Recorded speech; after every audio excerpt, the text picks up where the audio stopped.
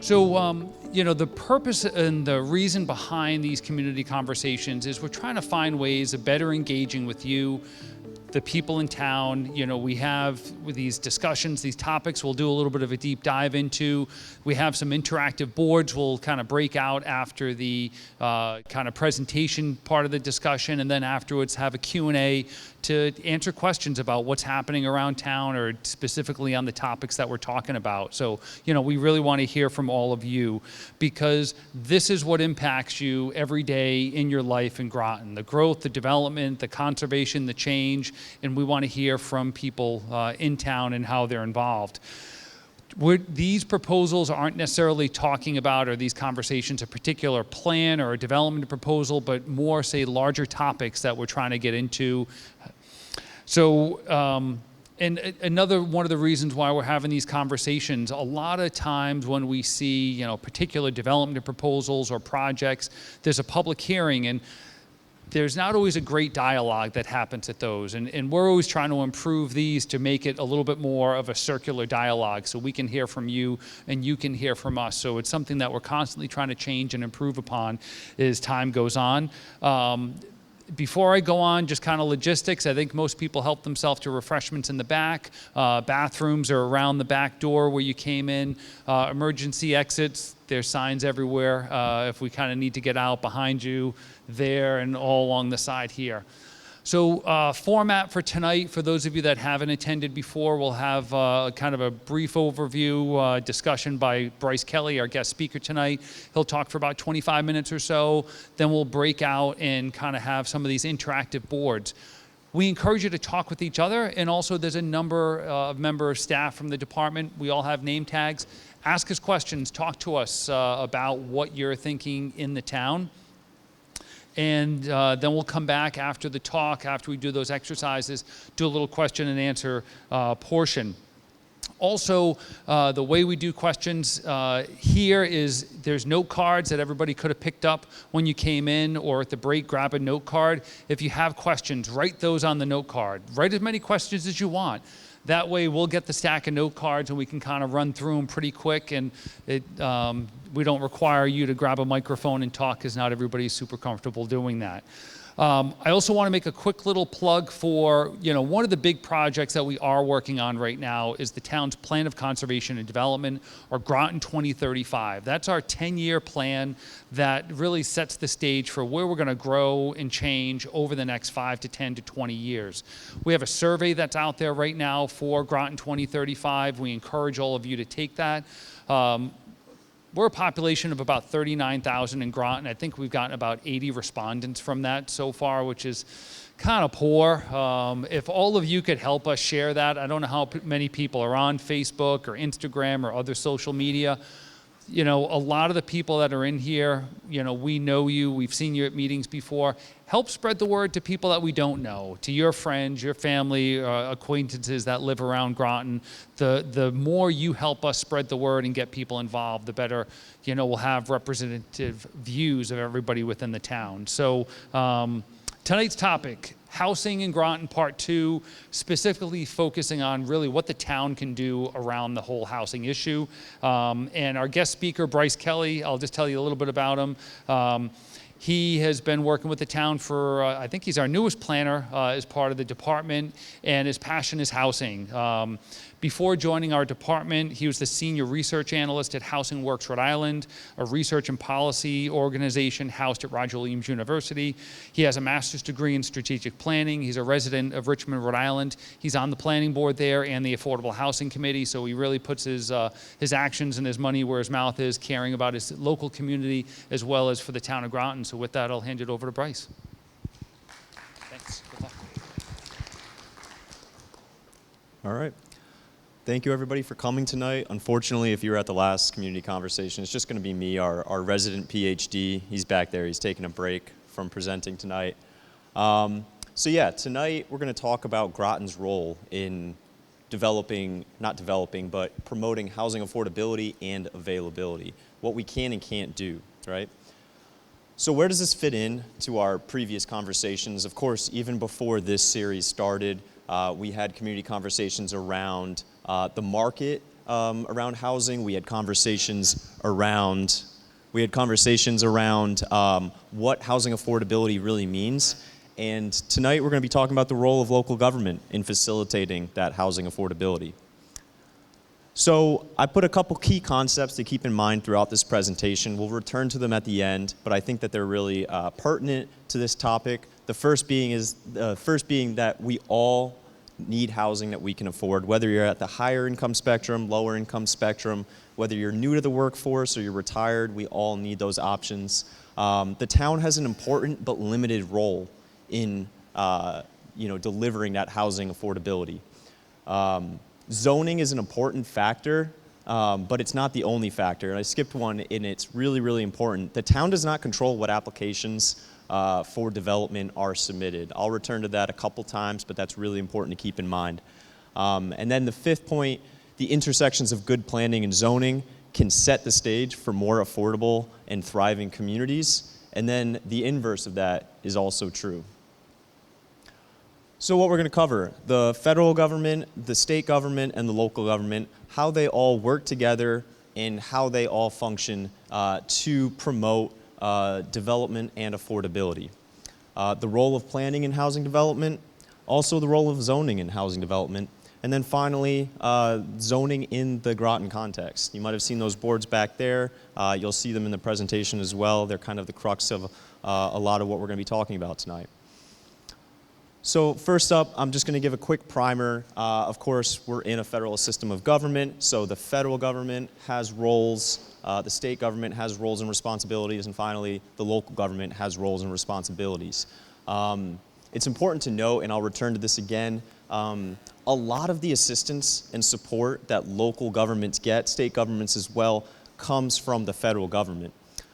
Generally, there are four broad ways that governments can assist in creating and maintaining housing affordability. That comes in development subsidies, which if you were at the last community conversation, we spoke about a little bit, rental assistance, housing support programs, and then finally development regulations and rules, which we'll cover at length tonight. So quickly, just a primer on the federal government's role in supporting housing development and assistance. First and foremost, you have the executive branch. They're outlining priorities, they're appointing heads of agencies, they're really setting the stage as to what direction they're going to take, specific to housing as well. You have Congress, they control the purse strings, obviously, they pass laws, and then the judicial branch, which then judges those laws, whether they're permissible or not.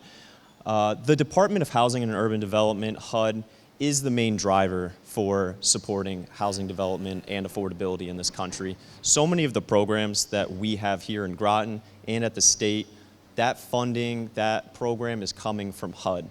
It might pass through the state, but ultimately it's originating from HUD programs, right? There are also some other agencies, other departments that do touch housing. The IRS actually administers the low-income housing tax credit. The VA has programs specifically for veterans. The USDA targets a lot of rural communities. There's actually delineated rural communities that they really target with their programs. And then HHS really targets homelessness and those intersections between health and housing. So onto the state government. It's not entirely the case, but the majority of programs and funding that the state government administers, it's really a pass-through agency, right? It takes a lot of that federal money, packages it up, creates grants, creates programs to which local governments then apply to. Of course, there are instances where there's state-funded housing assistance, mortgage loans, down payment assistance, things like that that the state actually creates, administers, and does on its own. But for the most part, it's really taking a lot of that federal money, the federal programs, and then dispersing it to appropriate localities, right? And I should mention that public housing authorities are also reliant on those federal dollars. They actually administer the housing choice vouchers, also known as the Section 8 vouchers, that there are some recipients of in this community. And then, of course, the legislature passes laws related to land use planning and zoning. So Plan of Conservation and Development, that is a state law that requires local governments such as ours to develop that plan. 830G, we're not subject to that law, but that's, of course, it's top of the mind for many local communities here. in Connecticut, Zoning Enabling Act, the state grants local communities the permission to zone, and then funding for housing development or assistance programs, budget line items, things like that that are directed to this specific mission. And then finally, what we're going to be talking about for the predominant majority of tonight's presentation are those local roles in housing. Now, our main tool for this mission is local land use and zoning powers, right? So what can be built where and to what standards? That is what's decided at that local level. Of course, approving housing development and ensuring that it meets local need and health and safety standards are all roles that local governments take. They administer some of that money that comes from the federal government, might pass through the state government. Groton can administer some of those programs to applicants, of course. Plans for housing development that meet the community needs, so you have your POCD reports and then studies. And then institutes policies and procedures that promote housing and support stable housing. So we have our Fair Rent Commission. There's other mechanisms as well that local governments can take in that case. And then it's less talked about, but there is that infrastructure component that local governments really do take on, which is road improvements, it's sewer, water expansion, things like that, that really do support needed density or housing locations and that. So I talked about the primary mechanism. I'm going to go a little bit deeper into it. Planning and zoning. Land use policies and zoning are the most impactful mechanisms that local governments have at their disposal to create housing affordability. Not to necessarily create housing, but to create the framework, the landscape to have that affordability be possible. Municipalities do have limited tools outside of that realm, though. We don't have, as a local government, the kind of funds to directly subsidize housing, right? I mentioned that the federal government and to a degree state government can do that. They have the infrastructure, the capacity to really take that on. We do not act as developers, all right? Like I said, developers take our zoning, take our plan of conservation and development, take the market and decide what they want to build where depending on what they can build, right? And then again, we cannot offer the broad range of services that larger government structures can. It's just a scale problem, it's a manpower problem, bandwidth problem, of course a funding problem as well. So there are other strategies outside of just traditional zoning, that Euclidean zoning that we're so familiar with, that local governments can enlist to try to bridge that gap between what people can afford and what's out there, right? There are accessory dwelling units. We have regulations around accessory dwelling units. There are affordable housing trust funds at the local level. There also are at the state and federal level. Tax policies to encourage development. Inclusionary zoning is another tool that's used by many local governments. Waiving fees or streamlining processes for certain kinds of developments is another tool. Density bonuses, incentives, and then again, improving infrastructure is another tool that local governments can use. And so you might have seen the boards in the back. I'm going to put this up front. We're going to return to it, but this is just setting the stage of a lot of what we're going to talk about tonight, right?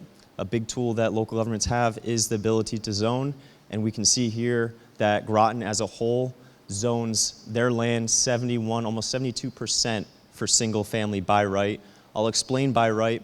By right in a Connecticut context really means it's allowed conditional, right? We allow this use according to these standards for this type of development. As long as you meet those standards, there's not going to be a public hearing. You just check all those boxes and then we review it. It's typically a lower barrier to entry than something like a special permit that requires public hearings and things like that. When we move on to two-family by right, we're only looking at 50% of the land area. And then finally, when we look at multifamily, which here is classified as 3 or more units, it's just over 7%. So we can see that that drops precipitously as we move up that kind of density ladder. We'll return to this, but I just wanted to throw this up front in this presentation to really set a lot of that context of what we're talking about tonight. So first, we're going to go over how planning interacts with creating that housing affordability, right? What are those ways that planning is responsible for creating housing affordability, housing availability? The first and foremost is the Planning and Zoning Commission. We're going to be talking about the responsibilities, makeup of the commission, meetings. Then we're going to talk about the Office of Planning and Development Services, where I work, at the Annex. And then finally, the role of the Plan of Conservation and Development. Obviously, it's top of mind right now. We're updating it. If you haven't taken the survey, either online or in person, I just plug right now to please take it. Please tell everybody you know about it. It's super, super important that we get as much feedback as possible, because that is a lot of what the framework for what we want to see in the next 10 years in Groton is going to be based off of. So quickly, we found it useful to kind of or really start this section with just describing, how that hierarchical structure really works, right? The Planning and Zoning Commission is charged with the creation, with passing that plan of conservation development. They also amend and update to town zoning regulations. And so when we go a little bit further and look specifically at the plan of conservation and development and zoning regulations, they both really inform one another, right? So you look at your zoning and you might need to update it based on your plan of conservation and development, or vice versa. And then finally, it's staff's role, it's my role as a planner, to enforce the POCD and zoning regulations and to assist the Planning and Zoning Commission in processing those development applications. A lot of text here. I feel like I went over a little bit of it.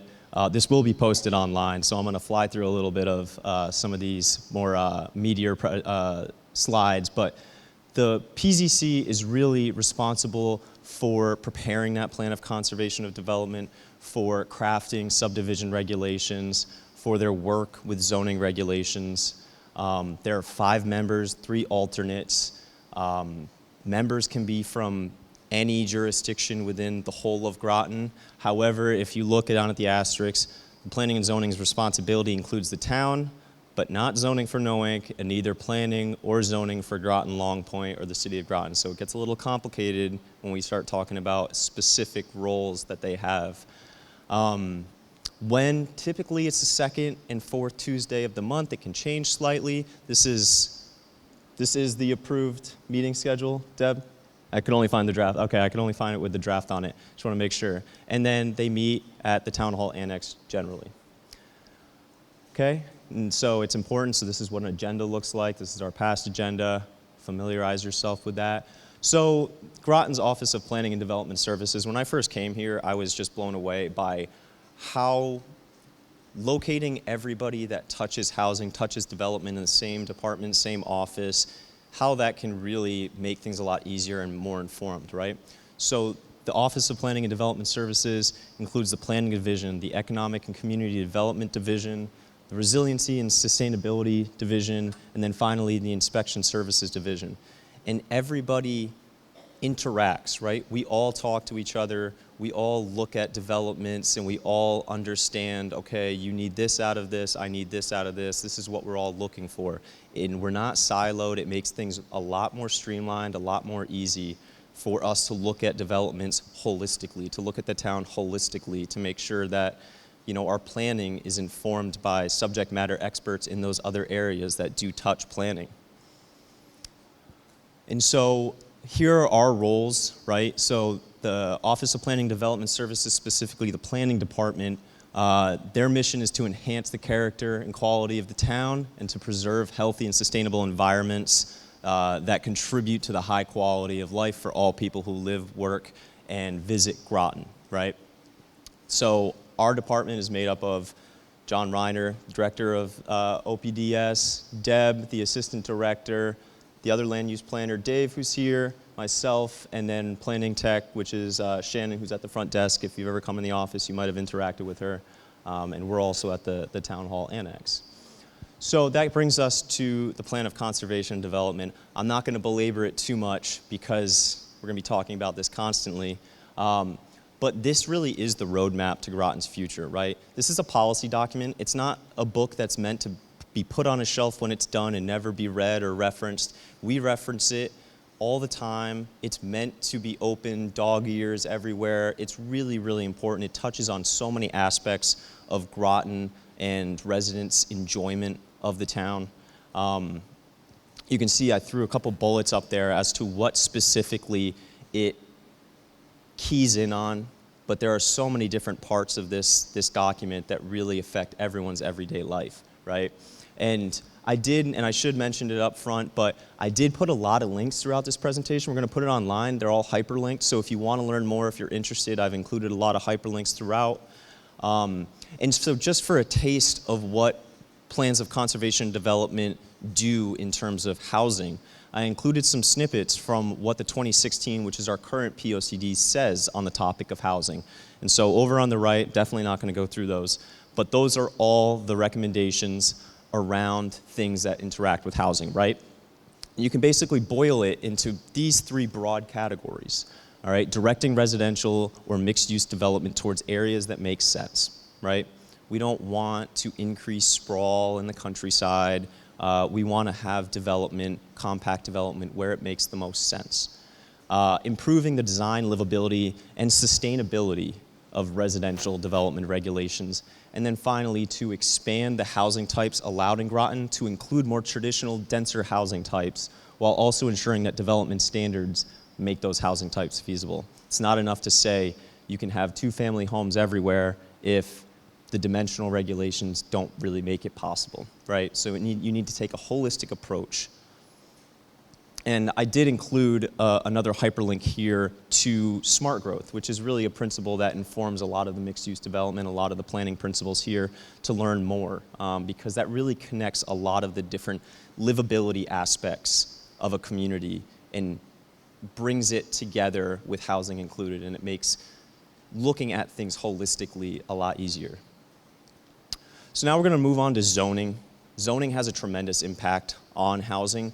It does not have the sole impact on housing, but we're going to be talking about zoning and how it shapes the community. Groton's different zoning jurisdictions. When I was talking about the responsibility of the Planning and Zoning Commission, there are multiple zoning jurisdictions that have separate rules, so it's really important to understand those designations, zoning concepts and terms, and then finally how zoning works locally here in Groton. So what is zoning and how does it impact housing? Put simply, zoning is the practice of designating certain areas for certain uses and really looking at how those uses need to conform. You've probably heard of terms like setbacks and lot coverage, minimum lot size, things like that. That's all zoning, right? And as much as zoning has its roots in keeping incompatible uses, you might have experience zoning in a conversation where you're talking about keeping industrial uses away from residential uses. And it does have its genesis in a lot of that. It also has a darker side that's been utilized to keep people and classes separate, right?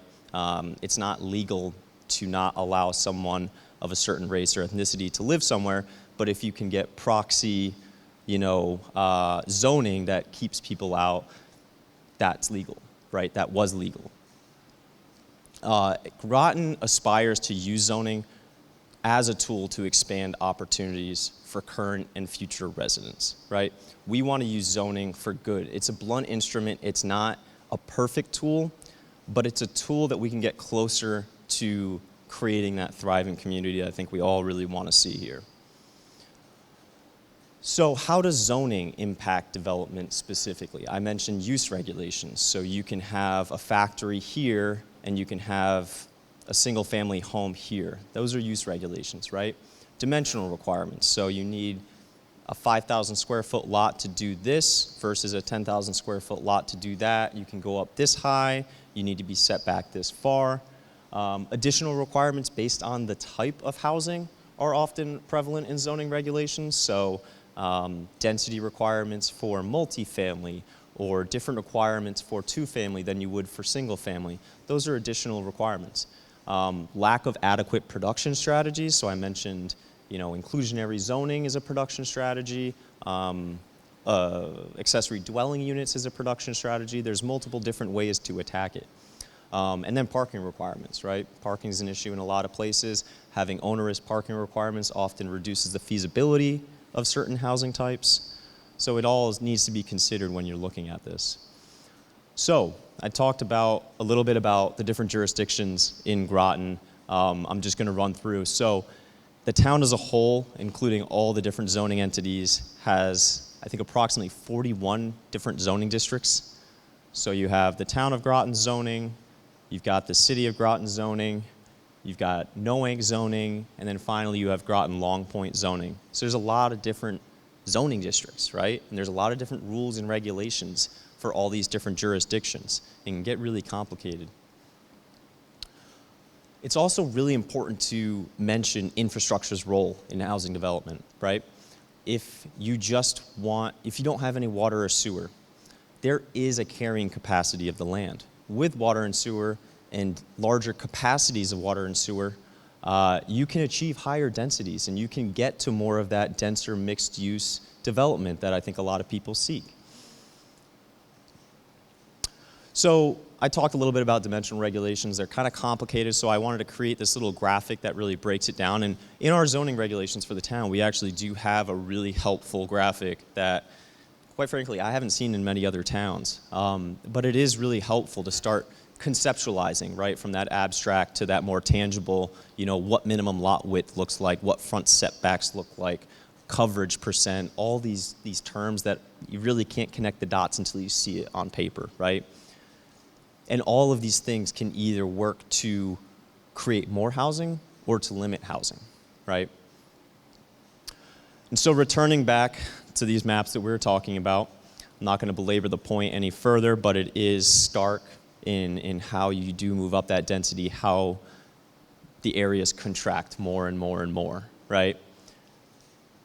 But when we take a little bit deeper dive and we look at the jurisdictions specifically and how they're zoning for their jurisdictions, you can start to see the differences, right? For single family, generally we're all over 50%. Noank's at 100% zone for single family. When we move to two family, those are where the differences start to get a little bit more stark, right? And then finally, multifamily is where we really start to see a drop off, right? And that is really limiting, again, I said multifamily, that's 3 or more units in a building. So that we're really limiting in a lot of areas how much, units we can get, how many people we can welcome. So that starts to become kind of that pain point, right? So it's really important also to discuss the fact that zoning does not reflect the actual housing stock and development that we have. Here in Groton, zoning was introduced in the late 50s, right? Zoning as a concept was introduced in the early 1900s.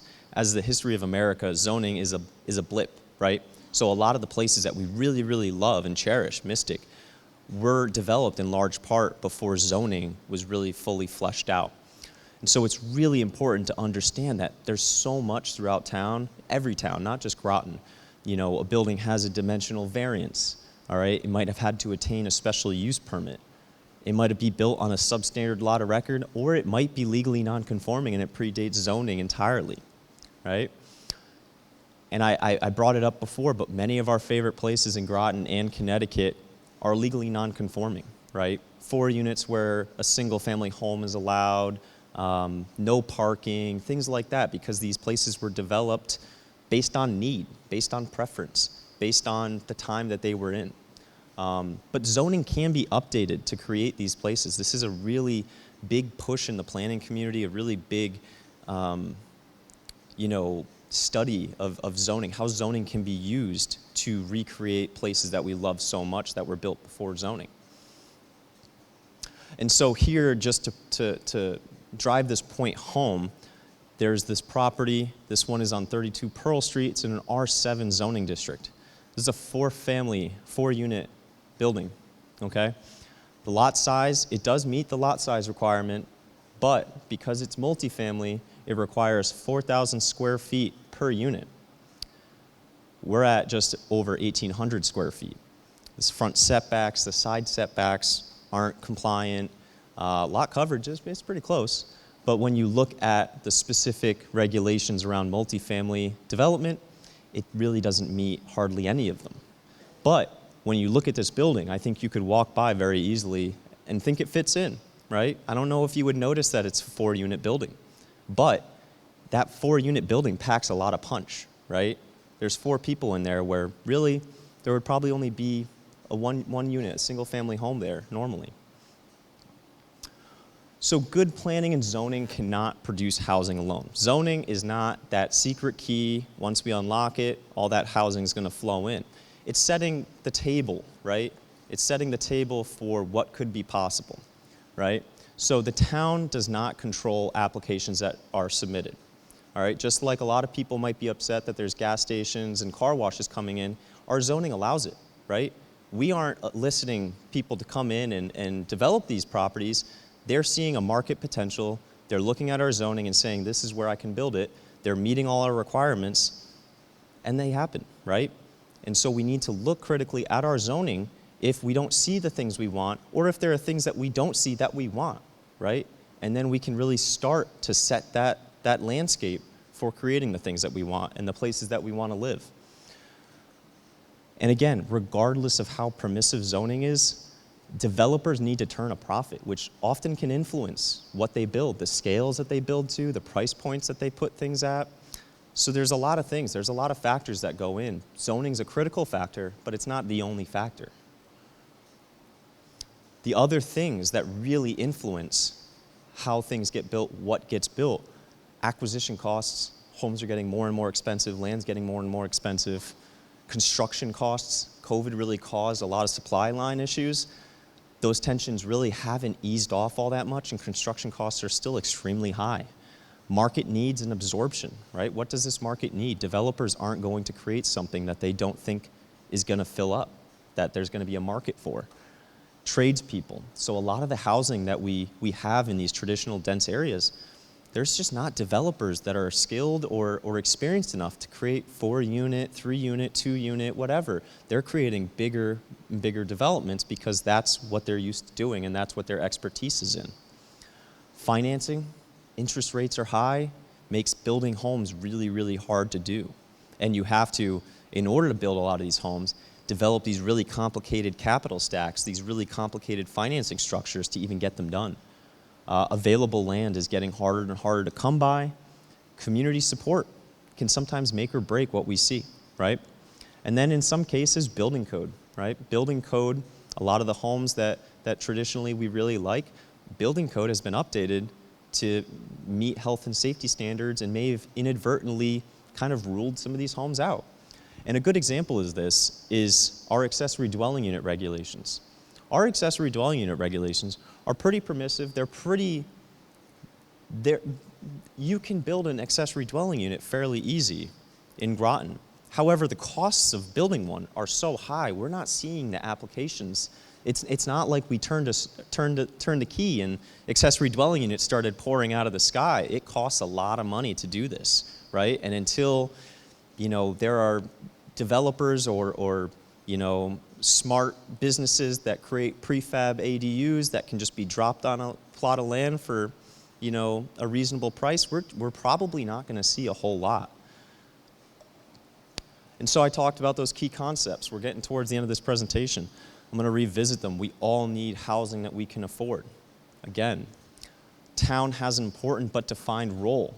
We don't have all those tools in the toolbox to subsidize housing, to create deeply affordable housing. That requires a lot of money.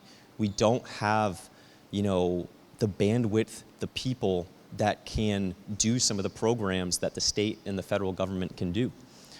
And the town, again, does not control what applications come in.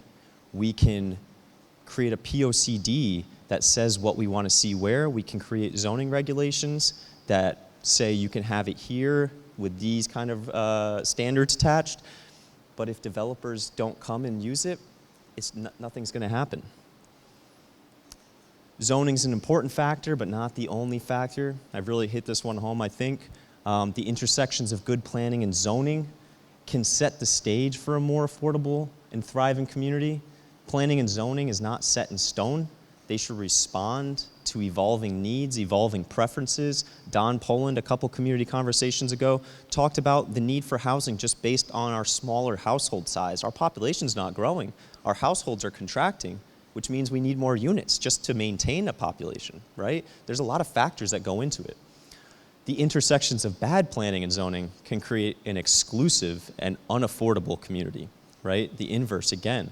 When planning and zoning are leveraged as tactics to keep people out rather than tools to welcome people in and to create a more vibrant economy, a vibrant community, it creates that us versus them mentality, and the community as a whole will suffer. So the summary, we're almost done. Summary, your Planning and Zoning Commission is integral to creating a community that fits all of its residents' needs. The time to get involved is now, right? This is a critical moment right now in that we are updating this POCD. We're in the process of updating it. We will be having more and more outreach with residents, community members to really make this POCD reflect what all of you want, right? Groton zoning regulations significantly influence where, how much, and what kind of housing can or cannot be built, and the building and development that you see and love may not reflect the zoning.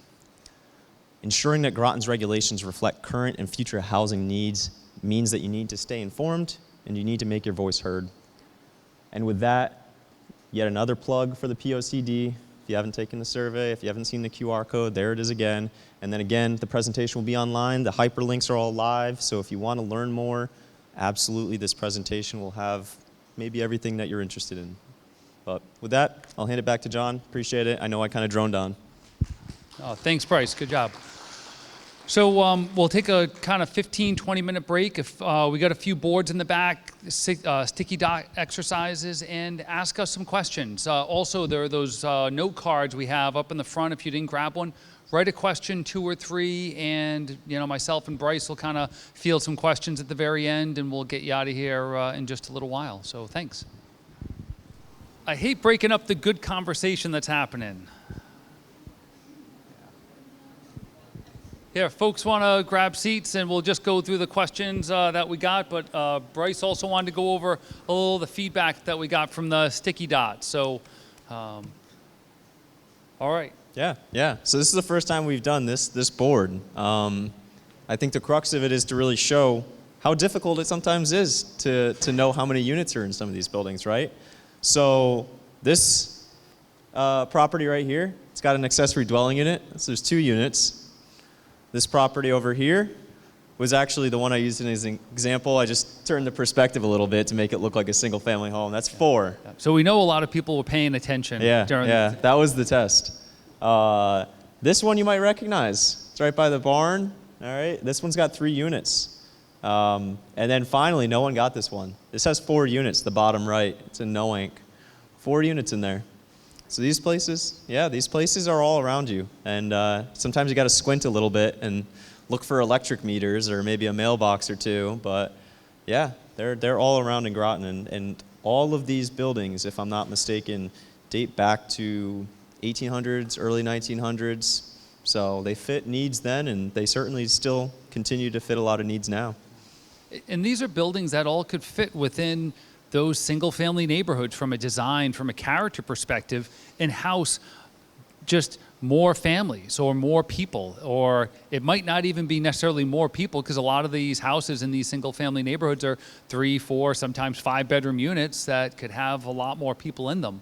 But something like this is a 4-unit. It might only have 4 people, but again, it would be 4 individual units. So again, so here, we'll go through some of the questions that we got here. We'll do our best to read your handwriting and field in these questions. So what are regulations in Groton for spot zoning, and can this be part of the solution? For example, land zoned as industrial that is lying unused. So we generally don't do spot zoning, and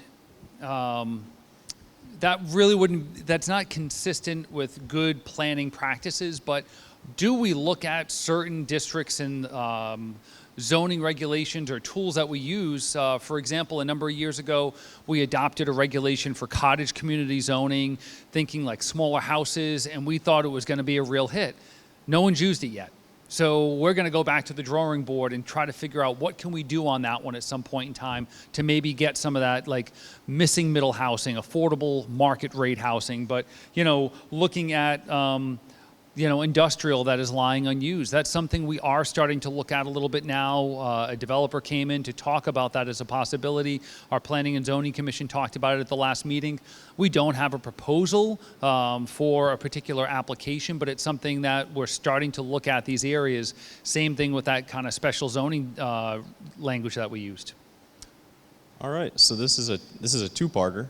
The first one, are there any plans for any sort of elderly housing neighborhoods or villages? Is this even feasible? So piggybacking a little bit, the cottage community, that's really a model that a lot of older, more senior housing, places are looking at, right?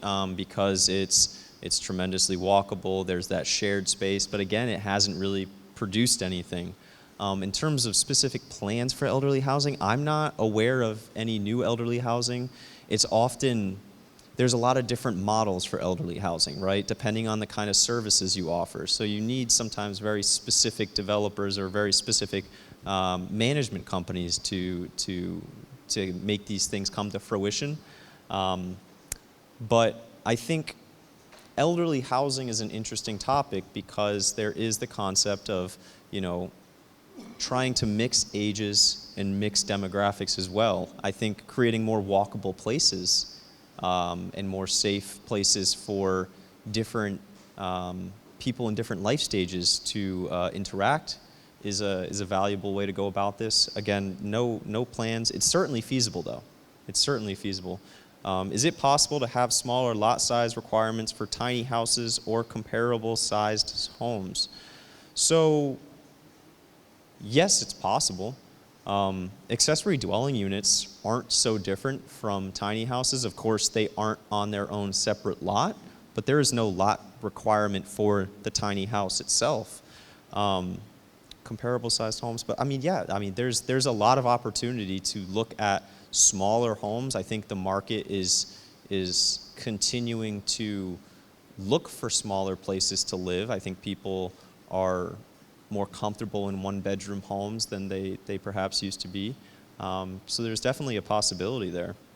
And as we hear these questions and these thoughts coming from you, members of our boards and commissions attend these events, they watch these events, they hear what people are asking, and then that gives them a sense of what people in the community are willing to accept and some of the ideas that we have. So when we go to our Planning and Zoning Commission and say, hey, maybe we need to drop some of those standards we had for the maximum or minimum lot size for cottage community development, they're going to be much more receptive to that. Because a lot of times when we propose changes to zoning, we hear from a lot of people that fear the worst, when really we should be thinking about some of the possibilities that we could get in a positive way that can contribute to the community as well.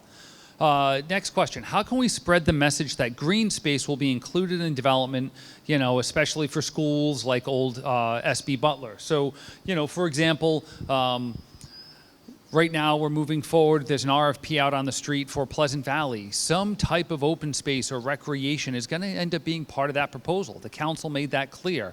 And whether it's on-site and or off-site, that's something that also a lot of our regulations require. So whether it's some of our multifamily stuff, whether it's cottage community zoning, or even some of our subdivisions, when we look at a lot of these excess properties, I think sometimes people look at it as it's 100% one way or 100% the other way, when really it's very easy, particularly with SB Butler, that property is almost 10 acres.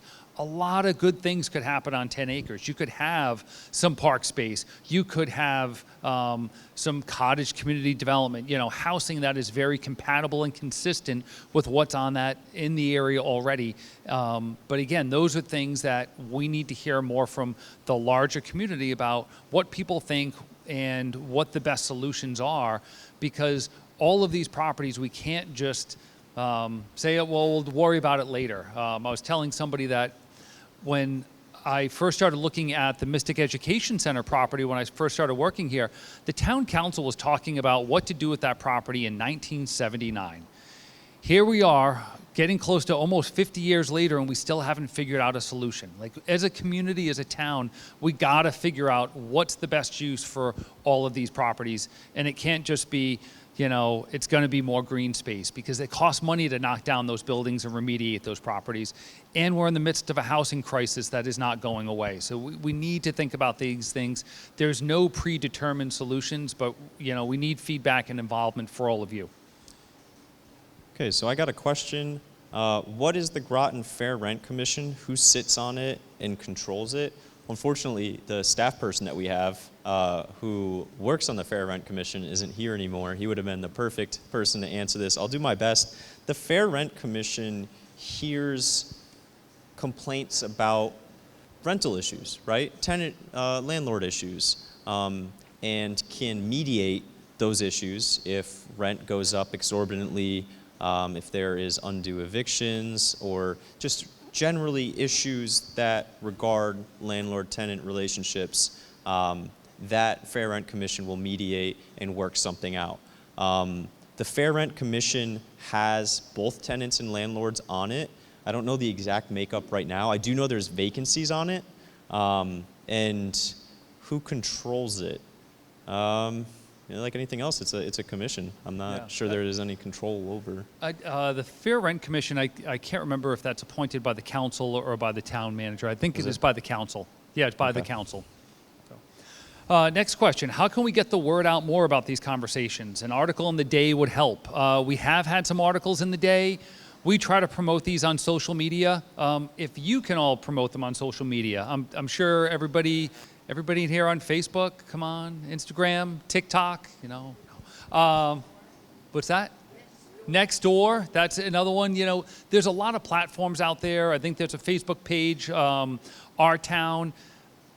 Get engaged with some of those conversations of what people are saying and let them know that there are events like this. There are platforms where we need to hear from people. And, we're not, as staff, we're not trolling Facebook and reading the comments and interpreting and incorporating those into the plan of conservation and development. That stuff doesn't get entered into the record, but we do the best that we can to try to hear from people.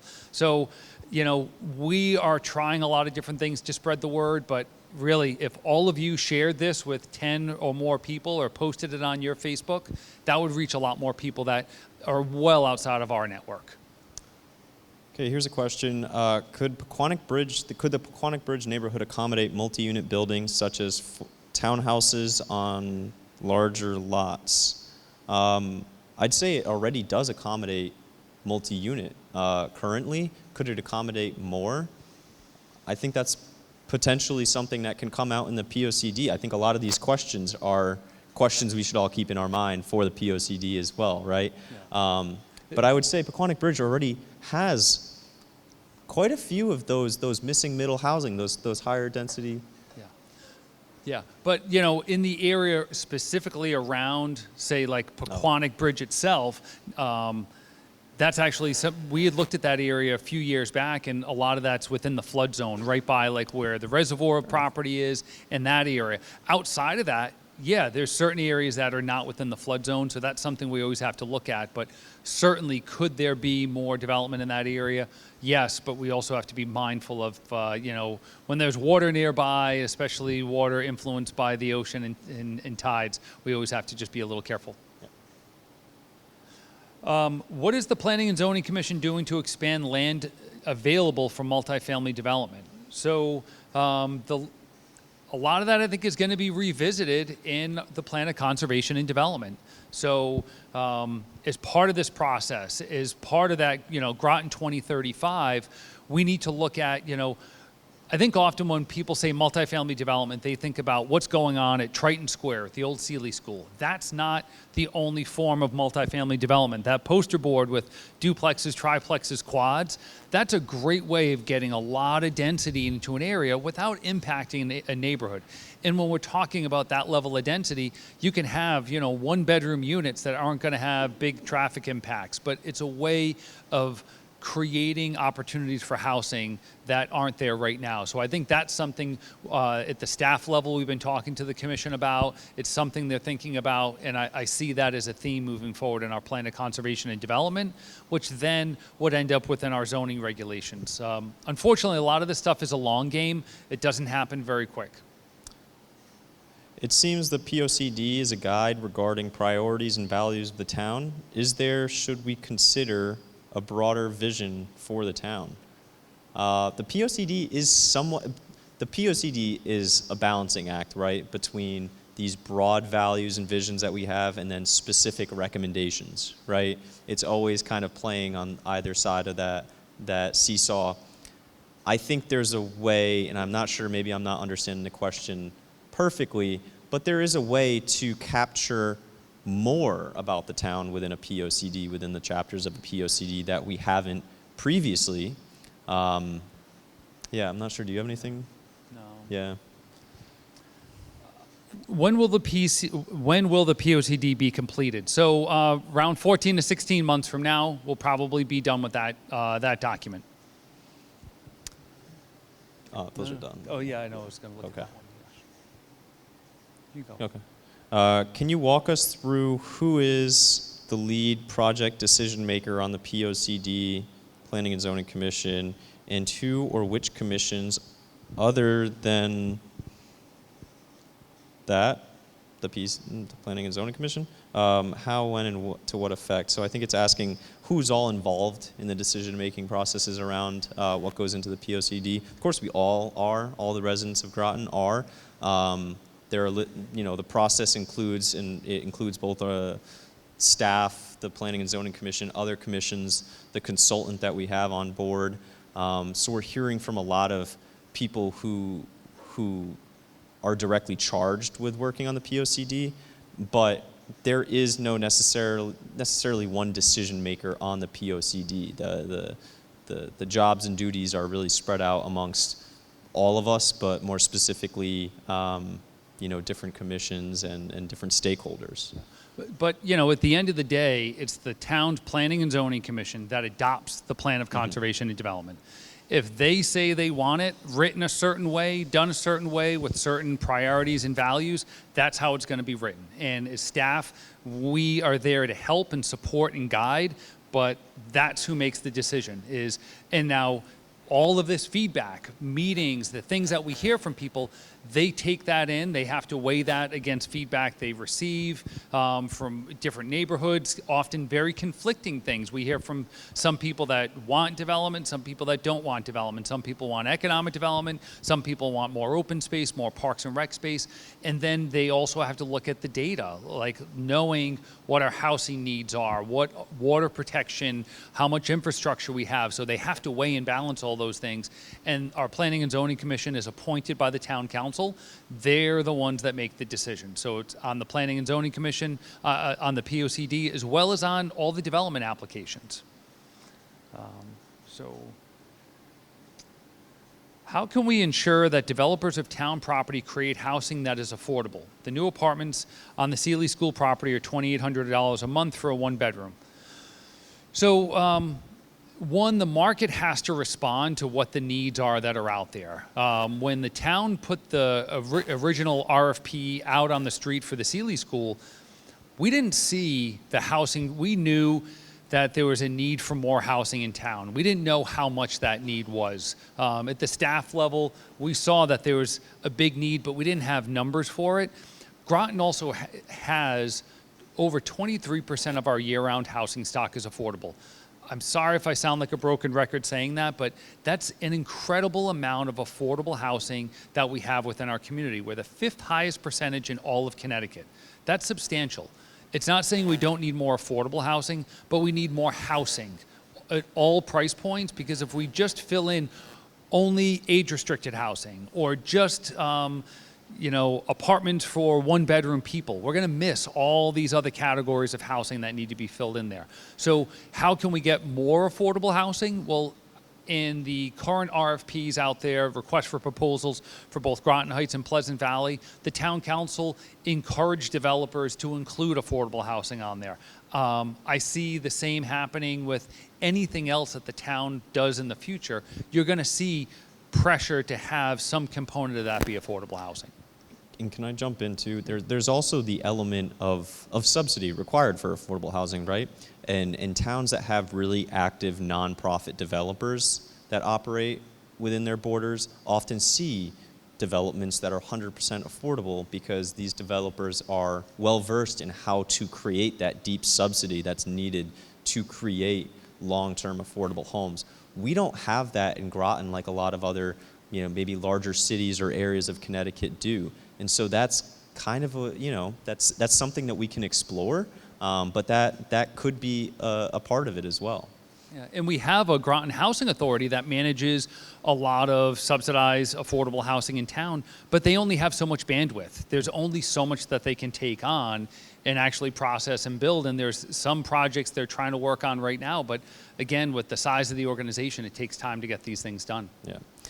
So,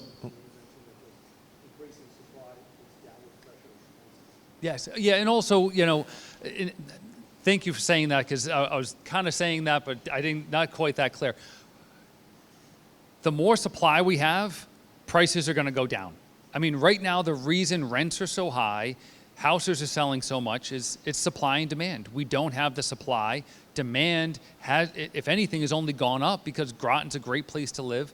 Southeastern Connecticut's a great place to live. New England is a great place to live. When you look at maps on, what's happening over the future with climate change and sea level rise, New England is one of those areas that our weather's going to stay good. We're going to have water. There's going to be a migration of people coming here. That's what a lot of folks, when they start looking at large, long-term demographics, say. So we're only going to have more pressure on housing in the future. So as supply goes up, that price and the rents are going to stabilize. I don't know how much they're really going to go down because of inflation, but we'll certainly see things stabilize.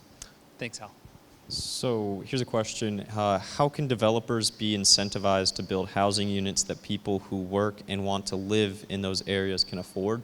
It's interesting. I'll take it from the perspective of what the town can do, right? Because ultimately what it's going to take beyond what the town can do is more money, more subsidy. And more supply. And more supply. But what the town can do, obviously we talked a little bit about how zoning needs to set the landscape to be able to do some of these things. The town can explore inclusionary zoning or density bonuses. There are tools out there. The town can look at different tax strategies to incentivize more affordable homes. Ultimately, you want to get to a place, though, and I read a lot about inclusionary zoning because it's interesting, but inclusionary zoning is ultimately accepting that your zoning does not allow for the amount and type of housing that is affordable, so you need to force developers to include affordable in their development strategy, and so you're plugging holes, right? So there are strategies out there and strategies that we can explore as a town. I'm not sure where we're going to get to being, subsidizing units ourselves, but there are more creative strategies that other towns and cities do take to incentivize maybe not deed-restricted affordable housing, but more affordable housing, duplexes, triplexes, things like that, that there are a lot of people that are looking for that need that, and there are towns that need to respond to that need. And a lot of it also is we need to remove barriers to housing development, not put more barriers up. So the fact that, when you look at that chart of where multifamily housing is allowed for 3 units or more, most of the town it's not. That's a barrier we have to remove if we want to have, non-subsidized affordable housing, because the subsidies aren't going to be there forever, and we as a municipality can't depend on the federal government and the state solving our problems with subsidies when we can't deal with it through our own zoning. Next question. I keep hearing about gas stations and car washes coming in. How are they allowed, and why are there applications for them? So these are items that are allowed within our zoning. And we often see that, again, a lot of this, it keeps going back to the same thing. So Groton, we're a municipality of 39,000 people. We have 27,000 jobs in this town. 82% of those people that work here commute here. So they all drive here. So when the larger market is looking at what's changing or staying stable in Groton, we're not growing as a population, hence why we don't get a Trader Joe's. But we're commuting, our jobs are growing, our commuting numbers are going up, so people are building gas stations, car washes, oil change places, because that's a service that commuters can use. And until we change that pattern, that's going to kind of be some of the development patterns that we see. We can't stop that. We can't say no. We are not going to car wash and gas station conventions to try to attract those. Those are just what the market is responding and what developers are coming in here and proposing to do. So I got a four-parter. I'll take a couple at the very least. Can you talk more about what an affordable housing trust fund is? So an affordable housing trust fund, it can take on a lot of different forms. My hometown has one, and the way we funded it was inclusionary zoning. If a developer didn't want to build units, they would have an in lieu fee, right? That would go to our affordable housing trust fund. That affordable housing trust fund would be administered by an affordable housing committee, and then we would disperse it how we saw fit. But these can work in a lot of different ways, and they can get very complicated. And oftentimes you'll see them not produce housing because housing costs are so expensive, and those in lieu fees, or however you structure the payments to that affordable housing trust fund, just cannot compete with land costs and acquisition costs. And so oftentimes, you might be giving some money to a developer so that they can include an affordable unit, but the scale is just not where people want it to be for those affordable housing trust funds to actually produce housing really at a scale that would be meaningful, at least not for smaller towns such as our own. And then, can the POCD change the percent allowed in Groton of single-family/multifamily developments? And the reference was to the pie charts on those maps. Yes, I would say don't look at the percent as a metric. Look at the geography as a metric. Look at where people currently live, where they want to live, and look at those areas. The percent, the pie chart was really just to further illustrate that kind of disparity between single family and those higher densities. But it's a fair point, and I think the POCD can address the larger point that's being made, right? That maybe the town wants to see more density in these areas that traditionally have been single family and single family alone. That's certainly a possibility.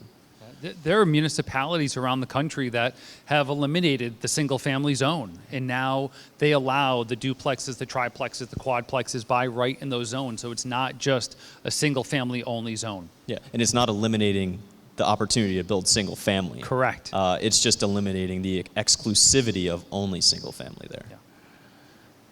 Yeah. I can take another one of them. Okay, well, I got my last question. So bus transportation is needed for affordable housing, recreation, areas with limited parking, seniors, workers, and all of us. Same bike and pedestrian infrastructure will also support housing and businesses. Yes, and these are things, so like bike and pedestrian infrastructure, our Parks and Recreation Department is doing a lot of work on this right now. They have a bike ped master plan that they're actually trying to implement. There is money that's going towards the expansion of sidewalks and some of the bike paths in town, which is really great. Yeah, public transportation, bus transportation, that's always one of those kind of chicken and egg things. If we don't have the housing to support it, the bus isn't there, but if we have the bus first, is the housing going to get built? And that's something we hope to see change and get more public transportation as time goes on. I'm going to take one more on this multi-parter. Can someone outside of the areas that the Planning and Zoning Commission of the town of Groton has responsibility for sit on the Planning and Zoning Commission of the town of Groton? The answer is yes. Anybody in the town as a whole can sit on the Planning and Zoning Commission, and they can make decisions for the entirety of the whole town of Groton, even though, and I'm not going to make a judgment on that, but they might be making decisions that don't apply to their jurisdiction. So those are all the questions that we have. We really appreciate everybody coming tonight. We're having another one of these events in January. We're going to focus at that one on our excess properties. No, we're not.